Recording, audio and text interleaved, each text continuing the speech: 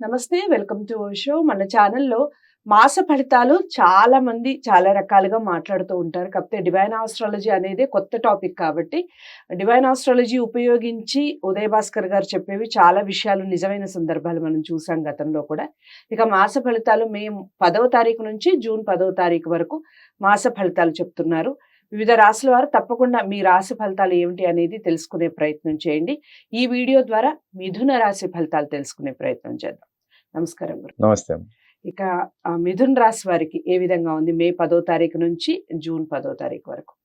మిథున రాశి వారికి రాశ్యాధిపతి బుధుడు, అలాగే ఈ రాశికి గోచార రీత్యా వ్యయంలో గురు సంచారం, చతుర్థంలో కేతువు, అలాగే భాగ్యంలో శని సంచారం జరుగుతుంది, దశమంలో రాహు. సో వీళ్ళకి గోచార రీత్యా మేజర్ గ్రహాలు అంత అనుకూలమైన పరిస్థితి లేదు.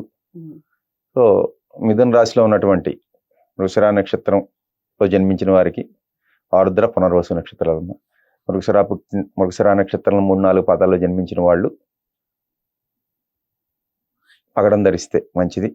అలాగే ఆరుద్రాకి గోమేధికం, అలాగే పునర్వసుకి కనకపుష్యరాగం నక్షత్రాధిపతి బట్టి ధరించితే మంచిది. సో రాశ్యాధిపతి లేదా లగ్నాధిపతి తీసుకుంటే వీళ్ళకి బుధుడు కాబట్టి ఎమరాల్డ్ ధరిస్తే మంచిది. సో వీళ్ళకి ఈ రాశిలో పుట్టిన వారికి మేజర్గా పచ్చ అనేది అదృష్ట రంగు లేదా పచ్చని వస్త్రాలు ధరించితే మంచిది. గ్రీన్ కలర్ మంచిది. సో వివిధ రంగాల వారికి అసలు ఏ విధంగా ఉంది ఈ నెల అనేది చెప్పండి.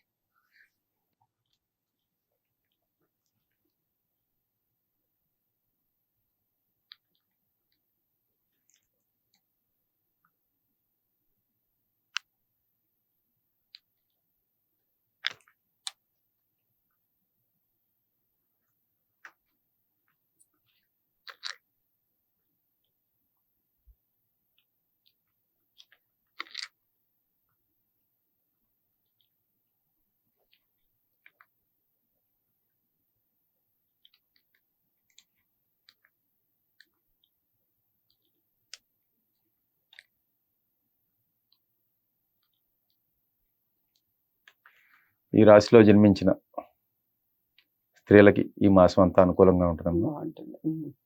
వ్యాపారస్తులు కూడా అనుకూలమైన సమయమే. ఈ రాశిలో జన్మించిన రాజకీయ నాయకులకు కూడా అనుకూలమైన కాలం. అలాగే వ్యాపారస్తులకి, సినిమా రంగం వారికి కూడా అనుకూలంగానే ఉండే అవకాశాలు ఉన్నాయి. ఓవరాల్గా విద్యార్థులు అనేది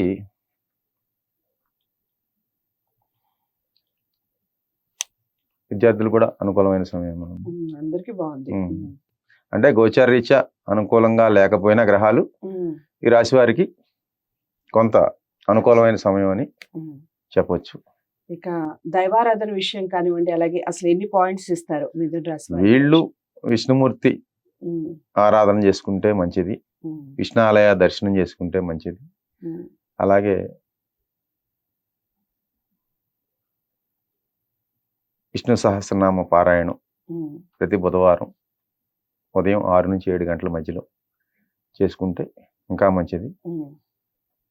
సో ఆ యొక్క దైవారాధన వల్ల వీళ్ళకున్న దోషాలు తొలగి మంచి విధంగా జరిగే అవకాశాలు ఉంటాయి. మనం పట్టుకోవాల్సింది భగవంతుడిని. భగవంతుని పట్టుకుంటే, భగవంతుడు మనతో ఉంటే అన్నీ కూడా మనతోనే ఉంటాయి. అది ఎప్పుడైతే భగవంతుడు లేడో ఏది మనతో ఉండదు. సో ఎన్ని పాయింట్స్ ఇస్తారు ఓవరాల్ గా?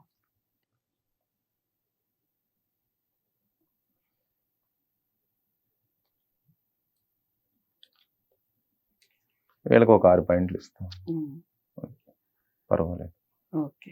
సో అది మిథున రాశి వారికి కాస్త మిశ్రమ ఫలితాలు ఉన్నప్పటికీ మీరు కొంచెం కష్టపడితే ఖచ్చితంగా మంత్ అంతా కూడా సాఫీగా సాగే అవకాశం ఉంటుంది. విష్ణు సహస్రనామ పారాయణం కానివ్వండి, చదువుకోవడం కానివ్వండి, ఇలా చేయండి. వీలైతే దర్శన భాగ్యం ఏదైనా ఉంటే మీకు దగ్గరలో గుడి ఉంటే గనుక ఖచ్చితంగా దర్శించే ప్రయత్నం చేయండి. ఇక మీకు అదృష్ట రంగు అంటే గ్రీన్ అన్నట్టుగా చెప్తున్నారు. గ్రీన్ ఎక్కువగా ధరించే ప్రయత్నం చేయండి. పచ్చ ఇక వివిధ నక్షత్రాలకు సంబంధించి కూడా చక్కగా మీకు ఏ స్టోన్స్ కలిసొస్తాయి అనేది కూడా చాలా చక్కగా వివరించారు. అన్నీ ఫాలో అవ్వండి. ఏదేమైనప్పటికీ వ్యక్తిగత జాతకాలనేది చాలా ఇంపార్టెంట్. రాసుల్ని చూసి, మాస ఫలితాలను చూసి మన జాతకాలు మారిపోతాయనుకుంటే అది చాలా వరకు తప్పనే చెప్పొచ్చు. కానీ మీరు వ్యక్తిగత జాతకాలని పరిశీలించుకొని మీ జాతకానికి ఇప్పుడు ఉన్న టైం ఏ విధంగా ఉంది అనేది పరిశీలించుకుంటే చాలా మంచి జరుగుతుంది. దానికి తగ్గట్టుగా పరిహారాలు చేసుకుంటే కూడా చాలా మంచి జరుగుతుంది. అలా చేసుకోవాలి అంటే డివైన్ ఆస్ట్రాలజీకి సంబంధించి కలవాలి అనుకుంటే స్క్రీన్ మీద కనపడే నెంబర్కి కాల్ చేయొచ్చు. ఉదయ్ భాస్కర్ గారు మిమ్మల్ని మీట్ అవ్వడం జరుగుతుంది. మీకు అపాయింట్మెంట్ ఇచ్చి మీకు తగిన పరిహారాలు చెప్పడం జరుగుతుంది. ఇక వీడియోని అందరూ లైక్ చేసి షేర్ చేయాలని కోరుకుంటున్నాను. ఛానల్ని సబ్స్క్రైబ్ చేయండి. తదుపరి రాష్ట్రం మళ్ళీ కలుస్తాను. నమస్తే.